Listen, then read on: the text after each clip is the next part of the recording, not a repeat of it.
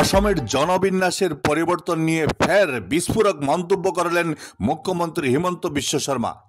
তিনি অভিযোগ করেন, এই পরিবর্তন শুধু সংখ্যায় নয়, রাজ্যের অর্থনৈতিক সম্পদের উপরেও আঘাত হেনেছে। মুখ্যমন্ত্রী মন্তব্য করেন, অসমীয়ারা আত্মসমর্পণের অধ্যায় ইতিমধ্যেই শুরু হয়েছে। তার দাবি, অসমে মুসলিমদের কাছে হিন্দুদের জমি বিক্রির সংখ্যা অনেক বেশি, কিন্তু মুসলিমরা হিন্দুদের কাছে জমি বিক্রি করছেন অত্যন্ত নগণ্য সংখ্যায়। সাংবাদিকদের নিয়ে বিস্ফোরক অভিযোগ মুখ্যমন্ত্রীর। তিনি বিস্ফোরক অভিযোগ করে বলেন, ভিনধর্মী সাংবাদিকদের আলাদা হোয়াটসঅ্যাপ গ্রুপ রয়েছে। তিনি দাবি করেন, সভা করলে চোখে পড়ে যায়, তাই তারা আলাদা হোয়াটসঅ্যাপ গ্রুপ তৈরি করেছেন। মুখ্যমন্ত্রীর এই মন্তব্যে রাজ্যের রাজনৈতিক মহলে তুমুল আলোড়ন সৃষ্টি হয়েছে। I have a data of growth of Hindu and Muslim population between 2001 and 2011. You will see that everywhere the growth of Hindu population is coming down and Muslim population is increasing in every blocks of Assam. We have also started scrutinizing the land sale permission.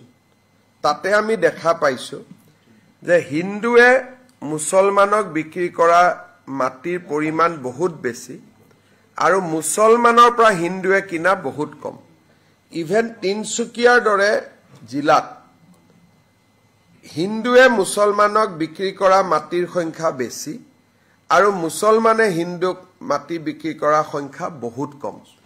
তাৰ পৰা বুজা যায় আৰু এই মুছলিমৰ ভিতৰত বহুতখিনি অসমীয়া মুছলিম আছে, খিলঞ্জীয়া মুছলিম আছে, তাত আমাৰ একো আপত্তি নাই। কিন্তু জেনেৰেলি যদি আপুনি চাব যায় তেতিয়াহ'লে দা ডেমোগ্ৰাফি যিটো চেঞ্জ হৈছে, চেঞ্জটো অকল পপুলেশ্যনত হোৱা নাই, ৱেলথতো হৈ আছে। ইমান দিনে আমি ভাবি আছিলোঁ যে নাম্বাৰছত হৈছে, কিন্তু এতিয়া যিটো দেখা গৈছে অকল সংখ্যাত হোৱা নাই, সম্পদতো হৈছে। তাৰ বিষয়ে মোৰ এটা প্ৰেছ কনফাৰেন্স মই কেতিয়াবা কৰিম। সংখ্যা আৰু সম্পদ দুইটাত হৈছে। সংখ্যাত হোৱাটো কেতিয়াবা আপুনি মানি ল'ব পাৰে, কিন্তু সম্পদত হোৱাটোৱে ই পুৰা এটা ডেষ্ট্ৰাকশ্যনৰ ছিগনেল কৰে। আগতে আমি গম নাপাইছিলোঁ, এতিয়া যিহেতু ষ্টেট গভৰ্ণমেণ্টৰ পাৰ্মিশ্যন লাগে, গতিকে ডেটাবিলাক আমাৰ লগত আহি যায়। আৰু মইতো দেখা পাইছোঁ যে ডেমোগ্ৰাফি চেঞ্জেছ অকল সংখ্যাত হোৱা নাই, আমাৰ অৰ্থনৈতিক সম্পদৰ ক্ষেত্ৰতো দ্ৰুত গতিত হৈছে। মানে এক প্ৰকাৰ ক'ব গ'লে আমাৰ অসমীয়া মানুহৰ আত্মসমৰ্পণৰ অধ্যায় এটা ইতিমধ্যে আৰম্ভ হৈছে। যেনেকৈ আপোনালোকৰ এটা প্ৰেছতে চাব, তেওঁলোকৰ এটা হোৱাটছআপ গ্ৰুপ বেলেগ। আপোনালোকে নটিছ কৰিছেনে নাই মই নাজানো, কিন্তু মই যিহেতু ট্ৰেক ৰাখোঁ, সাংবাদিকসকল আগতে গ্ৰুপ আছিল সাংবাদিক, এতিয়া অকল তেওঁলোকৰ সাংবাদিকসকলৰ হোৱাটছআপ গ্ৰুপটো বেলেগ।